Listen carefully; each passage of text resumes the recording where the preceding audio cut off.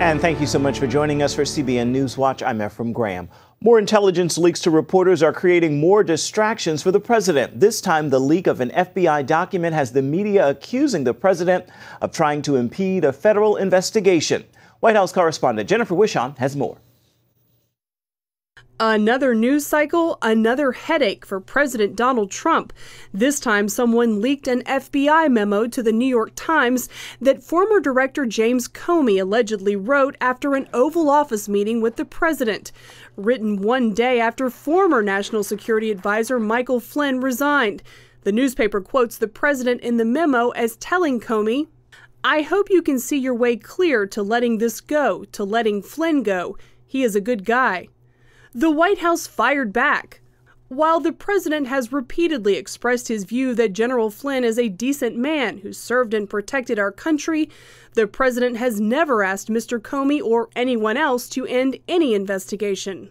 Last week, acting FBI Director Andrew McCabe told a Senate hearing that there had been no effort to impede the investigation into Russian interference in the presidential election.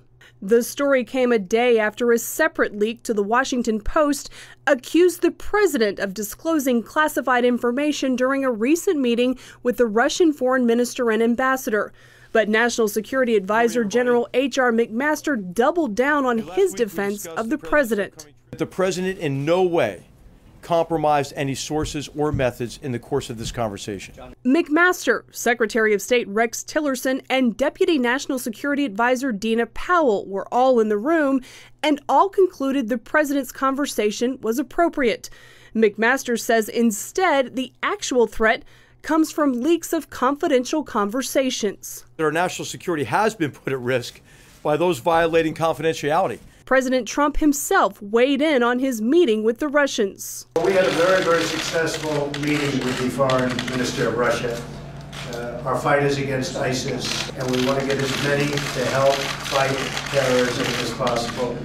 As these controversies played out, an increasingly controversial world figure arrived at the White House, Turkish President Recep Erdogan. After narrowly winning a referendum that gives him power over all three branches of government, President Erdogan is leading Turkey towards authoritarianism. It's a slippery slope away from democracy that's been especially harsh for Christians and other non-Muslims living in the country. President Erdogan is sending a powerful message, and that message is that Christianity, religious freedom have no place in Turkey. Reverend Patrick Mahoney of the Christian Defense Coalition and other Christians gathered outside the White House to pray during the leaders' meeting. On the issue of religious freedom, human rights, and the release of Pastor Andrew Brunson.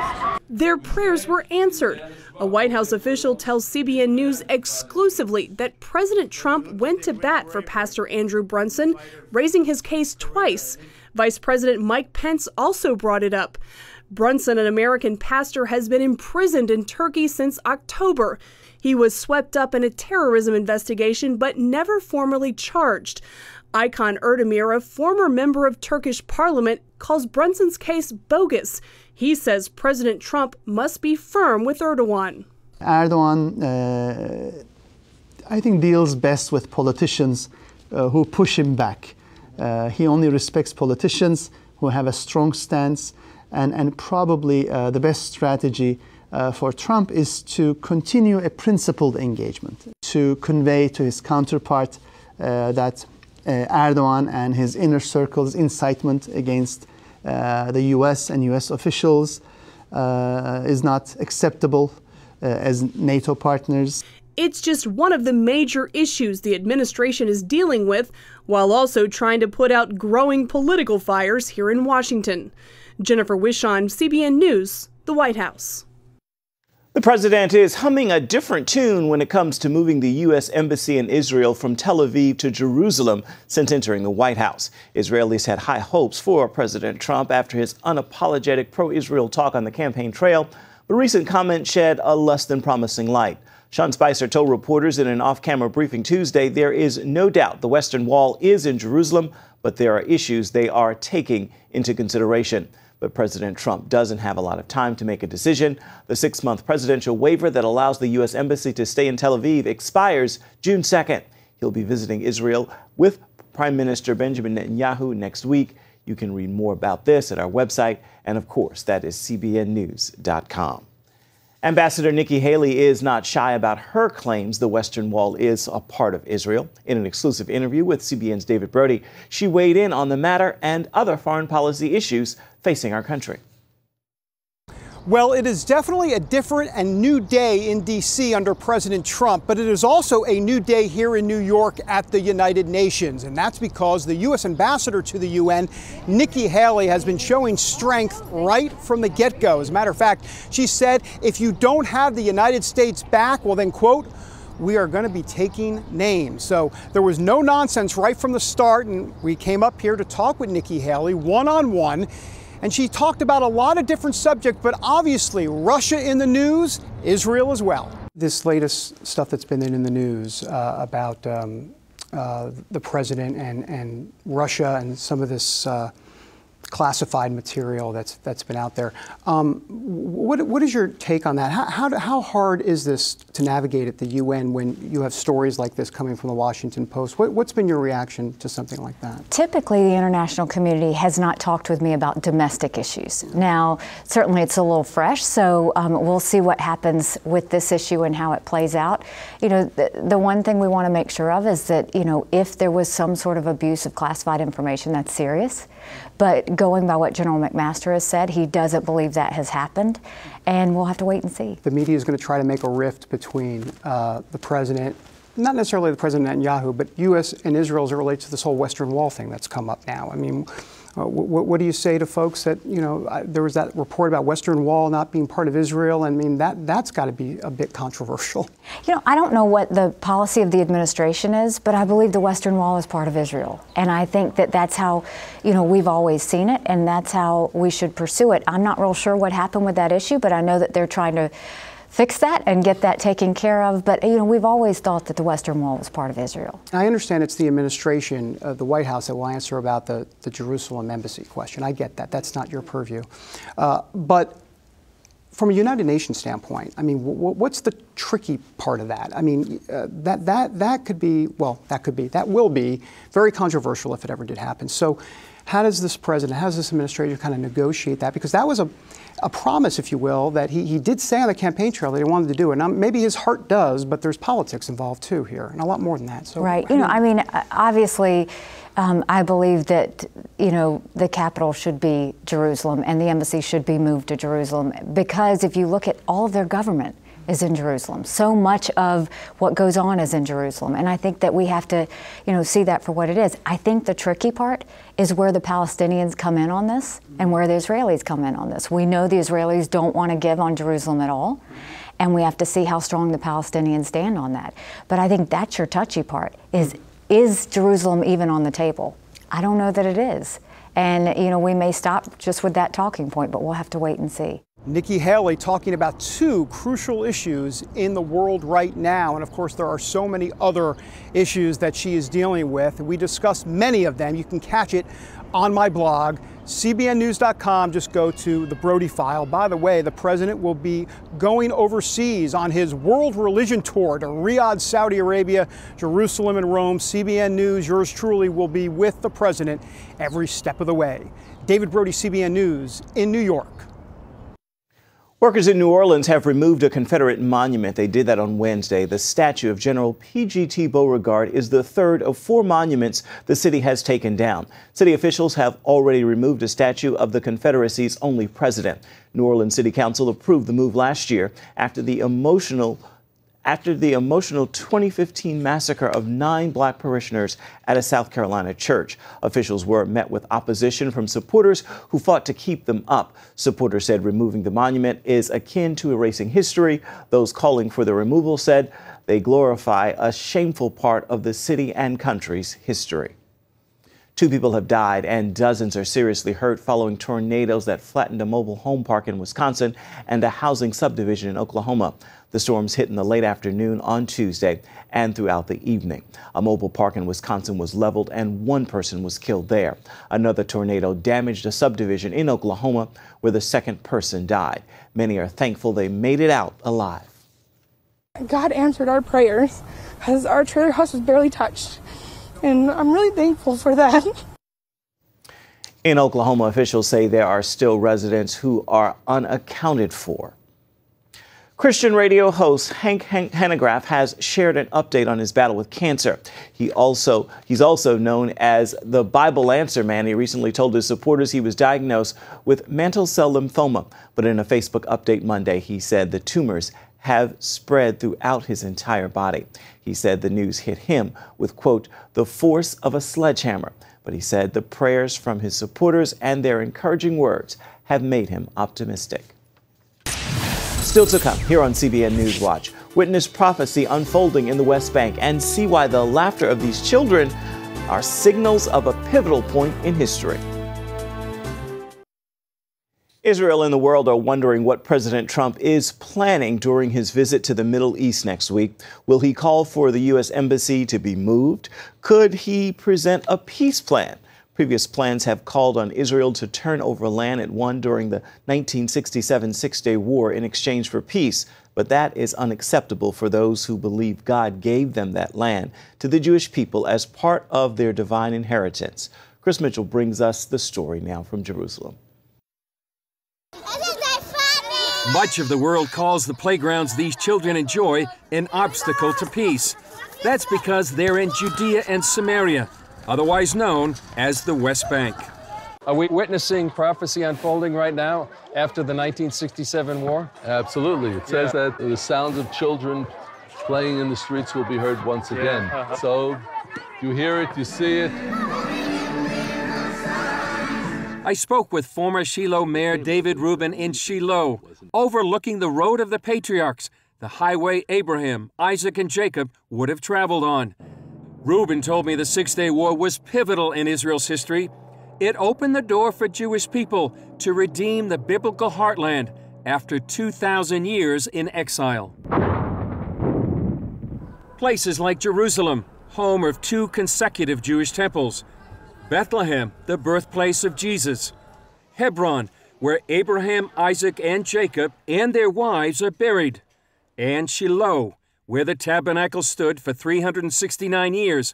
They all came back into Israeli hands. So you see 67, the Six-Day War, just like a pivot, a prophetic pivot in time and history? Oh, clearly. It says in the book of Ezekiel, the dry bones being put back together again.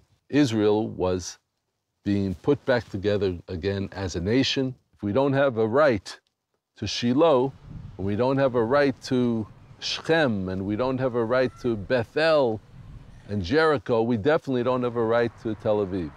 But not everyone saw the opportunity. It took until 1978 for Shiloh to be established, just above the site where the tabernacle had rested. There were Israelis who were coming here trying to set up tents on the lower hills of Shiloh. And the Israeli prime minister, who was looking over his shoulder at the American president, kept sending in the army to chase them away. Just months after the Six-Day War, Israelis established the first Jewish community in Judea, about 35 miles south of Shiloh at Kfar Etzion. Jews lived there before Israel's independence war in 1948 and were either evacuated or massacred by the Jordanians. When this group of orphans of those who were murdered notified the Israeli government that if you don't give us the permit, we will go on without a permit. The government really couldn't stand up against orphans of those who were murdered. And so Kfar Etzion was established. Rabbi Eliezer Waldman was one of those who helped establish the next community in ancient Hebron. There was always a Jewish community in Hebron, even during the 2,000 years of exile, until 1929, when the Arabs massacred the Jewish community here. A small group of families rented a hotel in Hebron for the Passover Seder. Essentially, they never left. And I believe then almost the entire population of Israel was with us. Even more than a half a year after the Six-Day War, the spirits were high among almost the entire population. Thousands of Israeli pilgrims enter the old city of Jerusalem for solemn religious ceremonies. All of the media was with us. Yeah, I even remember headlines, passages of the prophets hovering in the air. After 50 years, some 430,000 Israelis live in more than 200 communities in Judea and Samaria. The number jumps to 750,000 if Eastern Jerusalem neighborhoods are included. The growth here has been so tremendous, and as we've gotten through those 50 years after the Six-Day War and we're looking to the future, so we have this vision of a booming Shiloh once again. 50 years ago, what would this place have looked like? Barren desert. There was nothing. It was just hills of weeds and thorns. This road will lead to a new school for the growing population. There are 8,000 residents in the Shiloh Township. More than 2,000 of them are children who study here in Shiloh. We learned that when Israel is not in the land, that the land lays barren. The land doesn't give its fruit. And now the land of Israel is giving of its fruit because Israel is back. And the most important fruit is what you see right here. All these children here. Chris Mitchell, CBN News, Shiloh in Samaria. CBN has produced a documentary about the Six-Day War. It is called In Our Hands, The Battle for Jerusalem.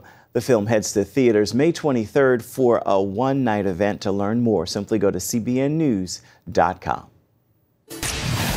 Up next, new hope for the millions of Americans living with multiple sclerosis. Why doctors say a new drug will be the game changer.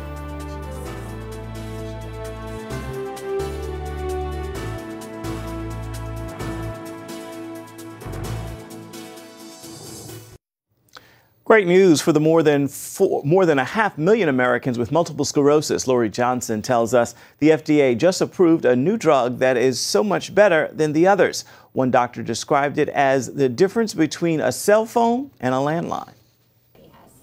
Rebecca Cherubini has been struggling with multiple sclerosis for 15 years. I surrendered it to God. I'm like, if this is your will, I would love for you to change it, but if not, okay, then you need to give me the grace to deal. Like most, her MS came out of the blue when she was young. Blurred vision to the point where I started to become nervous about driving. And then one day I was actually going to work and I pulled off. Other symptoms include fatigue, falling, and difficulty thinking. MS is an autoimmune disease. That's when the body's immune system mistakenly attacks healthy tissue. In the case of MS, the immune system attacks nerves in the brain and spinal cord. It gets worse over time, and there's no cure. I want to be able to drive my kids to soccer. I don't want to be debilitated. I don't want to be in a wheelchair. Now, Rebecca may get her wish. She's one of dozens of MS patients to test a new drug called ocrelizumab.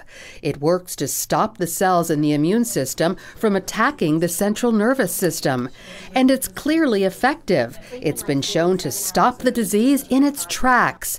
Not just the more common relapsing form of MS, but also the most aggressive type, which is called primary progressive. Ocrelizumab was the first medication tried in primary progressive MS that actually worked. Dr. Michael Reiki oversaw the ocrelizumab trial at the Ohio State Medical Center and says patients call it a game changer. They say, you know, I really haven't had any kinds of effects from my MS. And that's really obviously quite satisfying as an MS physician who, you know, can remember the days when we really didn't have anything to treat patients. I feel normal again.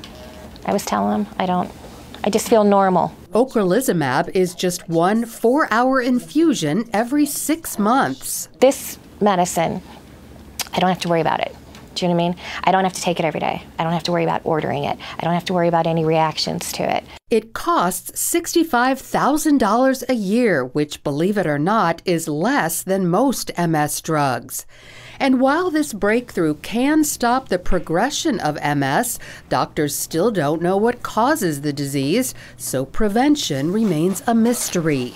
If you look at identical twins, when one twin gets MS, 70% of the time, the other identical twin, who clearly has the same genetics as their brother or sister, doesn't get MS. Since MS is an inflammatory disease, things that cause inflammation, like obesity, stress, and smoking, could factor in.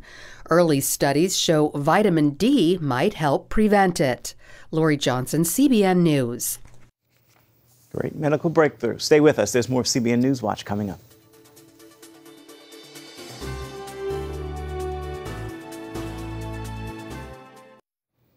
It's time now for your Wednesday word, and today's word is stand. Remember this, sometimes all God is calling on us to do is to stand and to be still. And in that stillness, trust Him and watch Him do His perfect work. So in those moments of frustration today, stand, be strong, and know that God is on the throne and He is still God.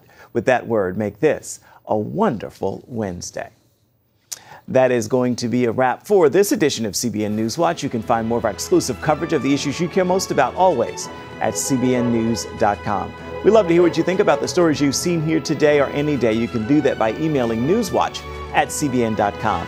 You can also reach out to us on Facebook, Twitter, as well as Instagram. Hope you'll join us again right here next time. Have a wonderful Wednesday. We'll see you right back here. Come tomorrow. Bye-bye.